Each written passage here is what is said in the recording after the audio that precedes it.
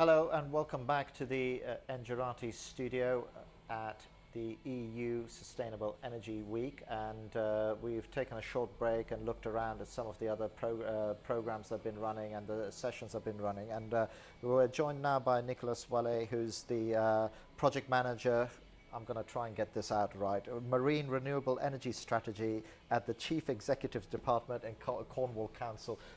Nick, welcome. Thank you for joining us. We're talking a little bit off air. Can you give us a little bit of context of what it is you're trying to do, and then we're going to dive into some of the detail of the work that you've already done that we were talking about as well. Okay, so I'm here in Brussels for this project MERiFIC.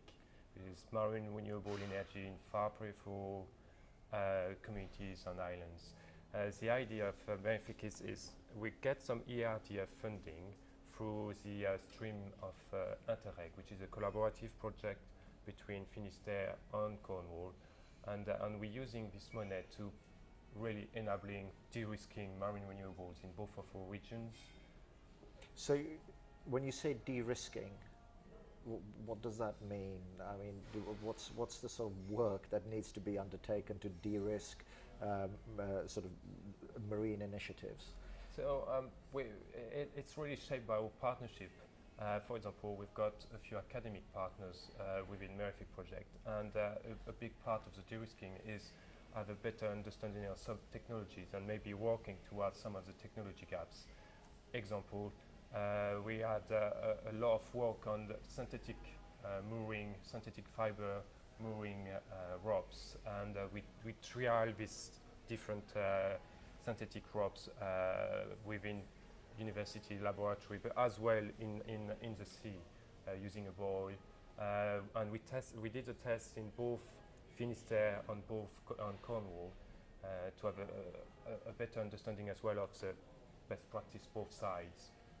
And when you're looking at those technologies, and again, read a little bit about marine and tidal, it seems to be one of those things where everybody, when they're talking about renewables, the thing that comes into your mind immediately is solar and wind and things like that. And do you think the whole marine side of things has got untapped potential? Yeah, pretty much. Well, untapped still, yes. You know, in Cornwall particularly, we've got a very strong sector built around the sea, and it is very logical for such peripheral region to build our next economy with the sea. And it's appear that because we have the end of the distribution line, we need to find a solution to provide electricity to our region, and the sea is a perfect place to start. And what sort of technologies are you looking at? It depends the resource you've got. In Cornwall, we would be quite open-minded, but usually our resource will be more allocated around wave and floating wind. We've got a bit of tidal as well, but we definitively don't really have potential for offshore fixed wind because we do not have the shallow seabed required. It's quite deep, it falls off the cliff a bit, doesn't it? Yeah. So, and when you're looking at those technologies, and again, we were talking a bit off air, you know, you were making a point that this is trying to create a feasibility case so that someone could come in and do that. I mean, what are the depths that you've had to go to in terms of creating that validation? Well, we try to have a very holistic approach with MERiFIC, and I'll give you an example. We're working with marine protected area, Isle of Scilly, or the equivalent in French will be the CDROIS with a very large marine protected area. And this particular case needs a very robust environmental assessment. To be frank, there's a huge amount of research on the environmental impact on wave energy, on tidal, on floating wind. And with MERiFIC, what we did is carry on some survey on the ground, building some GIS, so Geographical Information System database, atlas. So does that then give the data bedrock so that someone who would come in and develop, for example, knows that okay, here, let's say they're doing a tidal thing, here's the consistent variance between the tides, so you can then extrapolate from that how much potential energy output there is? Is that the sort of output from those we studies? did that. Yeah. We did have gathering some data that are free of use for future developers, but we as well go a little bit further and really work hard on the process and how to get the data, how to get them verified, and how to get them very accurate. And it took both R&D from France and England, so using university in Cornwall, using the research agency in France, in Brittany, to really get into this level of details. And was that groundbreaking effectively, what you ended up with? Had no one done that before, or were there some areas that you could draw from? Is there any groundbreaking research? We participated in research. I tried to find groundbreaking. Well, I think the point I'm trying to make is, when you look at all of these things, and I draw the parallel with wind, where people are trying to de-risk wind farms by trying to predict weather patterns and things like that, so that if you do get someone coming in, there is a level of comfort that things aren't going to change so dramatically in the next 5 years, that because the economics have got to stack Yes. up, haven't they?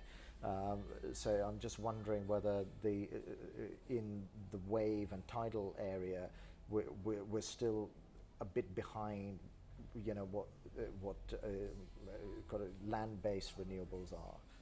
It's a different business. I think it would be nice to try to understand a little bit more how fishermen work, because their business model might be a little bit closer to wave and tidal than the business model developed for offshore fixed wind. So can you expand on that?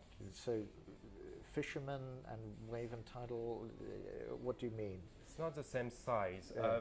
For example, Orkney Islands and IMEC will talk a lot about how they use much smaller boats to deploy their equipment. And these smaller boats would be like fisherman boats.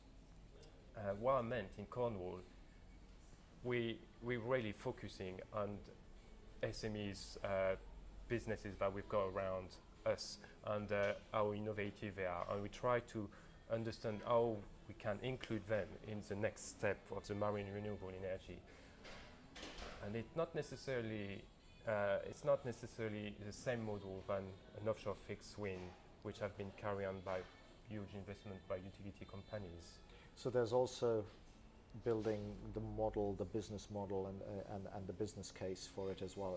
That's been part of the study as well. Or did to a certain extent, right. We did a strategy document. The business model will be the next step. We draw some conclusions out of our strategic economic development for marine renewable energy between both Cornwall and Finisterre.